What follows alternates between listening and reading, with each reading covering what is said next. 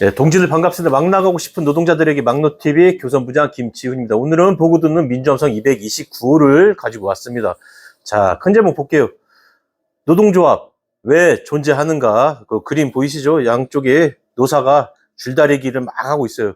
근데 여기에 그림 익숙하죠? 이 그림. 그리고 그 위에 글씨들도 쭉 써 있습니다. 대표 노조로 오래 있었던 어용 노조로 의심되는 저 노조가 어떻게 팔아먹었는지, 그러면서 이런 술자리 여기 쌈 싸들고 기다리는 모습 보이시죠? 이러면서 이렇게 여기 써있던 걸 다 팔아먹은 거예요. 지금도 뭐 바뀌었느냐? 그렇지 않아요.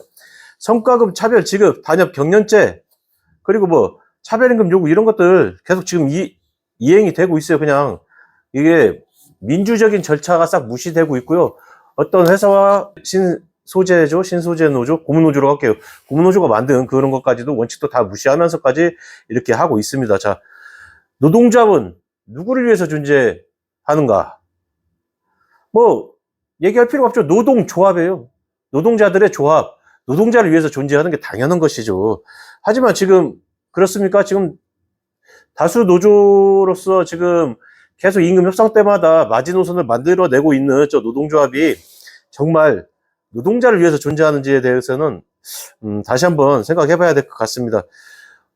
동료들의 고통을 외면하고 사측과 손잡은 모습으로 보이는 행동들을 참 많이 하고 있어서 이런 거는 뭐 임금 못 올리고 복지 축소되고 이런 것들은 과연 누구를 위해서 이렇게 하는 것인지 다시 한번 되묻고 싶습니다.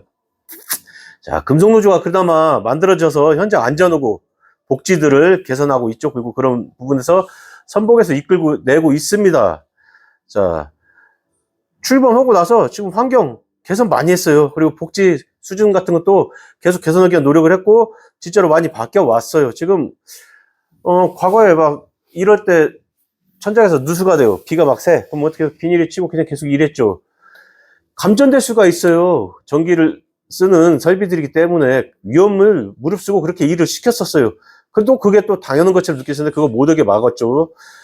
그 못 오게 있고 지금 건강검진도 우리가 2시간 기본급으로 지급하는 거 해주고 있지만 그게 예전에 금속노조 지회장하고 간부들이 건강검진을 거부하면서까지, 지회장은 3년, 그 다음에 간부들이 2년씩 거부하면서까지 만들어냈던 거예요. 그거를 더 이상 이제 물릴 수가 없으니까, 왜냐면 벌금을 계속 내요, 회사도. 그렇기 때문에 해줄 수밖에 없는데, 그거를 그때 교섭이었나 노사협이었었나는 모르겠는데, 고문노조가, 합의를 이끌어낸 것처럼 그렇게 기본급 2시간을 이렇게 만들어냈죠. 이거 좀, 우리가 얘기했던 거는 연장수당으로 달라, 2시간은. 그렇게 얘기했던 겁니다.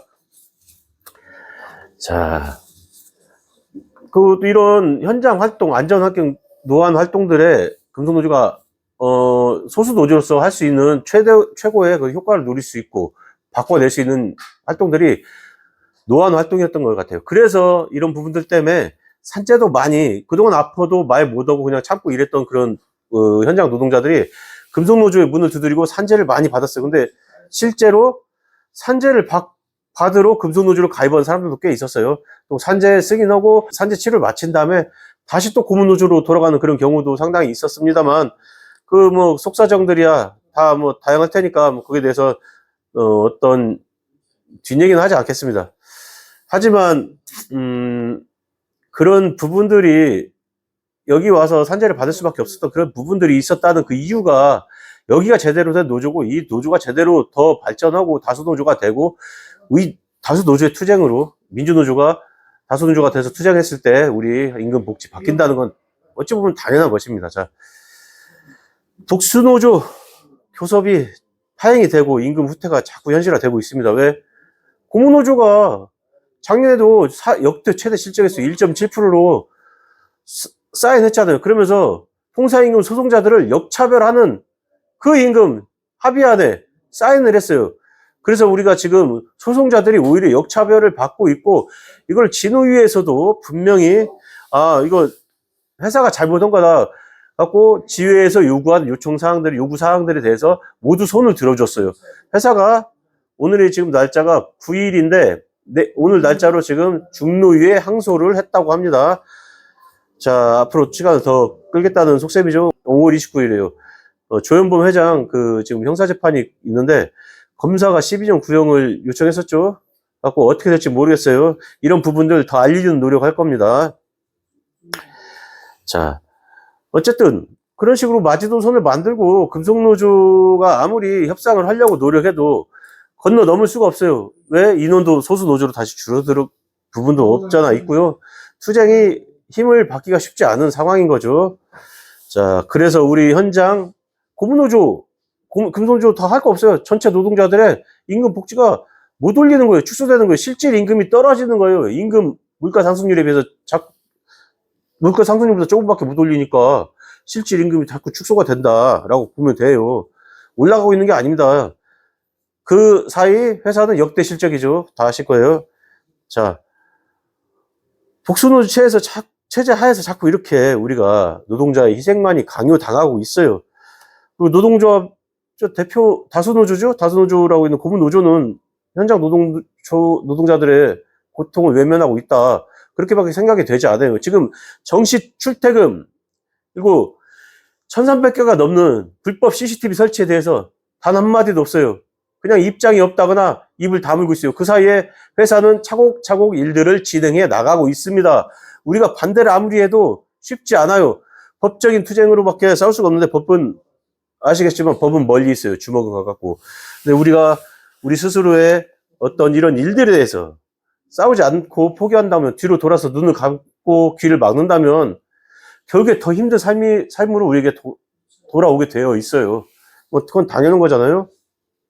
자, 위험한 현장 바꾸고 아플 때 병원 부담이라 조금씩 덜어주기 위해서 병원들도 협력병원을 만들어내고 노동조합에서 왜냐면은 예전에 회사 협력병원에서 저 같은 경우도 산재를 허리가 삐끗해서 S 사고성이죠. S 코드로 해서 산재를 진행하려는데 병원에서 회사 협력병원이 있어요.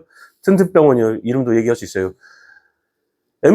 또 팽윤이 있더라고요. 허리에. 근데 팽윤은 산재 승인이 잘 안 돼요. 질병이지만. 근데 사고성을 S 코드를 지네 마음대로 의사가 빼고 공단에 보냈어요. 그래서 제가 나중에 알게 됐어요. 근데 제가 진단서를 하나 떼어놓은 게 있었어요. 그래서 진단서를 바탕으로 해서 니네 이거 다시 내라. 그리고 나한테 검사 받고 내라 했어요. 이런 일들이 생길 수가 있다는 거예요. 회사 협력 병원이라서 그래서인지 그거에 대해서 정확하지 않으니까 제가 의심은 가지만 확실하게는 말 못합니다. 그래도 그런 일들이 있었다. 의심이 가는 거죠. 그래서 금속노조가 병원을 직접 찾아다니면서 협력 병원들을 만들어냈어요. 그리고 우리가 병원에 요구한 건 단 하나예요. 거짓말로 하지 말고 있는 병력 그대로 해서 올려달라는 게 요구 조건입니다. 우리 위해서 거짓말로 써달라 이런 얘기도 하지 않아요. 우리는 양아치가 아니니까요. 자, 더 이상 이렇게 참고 있으면 또 얼마나 더 이렇게 기만당할지 모르겠어요. 참지 않아야 되고요. 지금 저는 가짜 노동조합이라고까지 이렇게 얘기할 수도 있다고 보여집니다. 저 노동조합이. 자, 우리 권리 누가 지켜야 돼요? 우리 손으로 우리 힘으로 지켜야 됩니다. 금속노조 한국타이어 지회에 가입해서 함께 힘 합쳐서 임금 복지 그리고 안전한 현장 작업 환경 우리 손으로 만들어냈으면 좋겠습니다. 그 아래 또 표 있죠. 많이 보셨죠? 제가 이거 심심할 때마다 한 번씩 계속 올려요. 이런 일들이 계속 일어나고 있는데 왜 참습니까? 힘 합쳐서 한국타이어 현장을 바꿔냈으면 좋겠습니다. 이것으로 민주함성 229을 마치도록 하겠습니다. 안녕히 계십시오.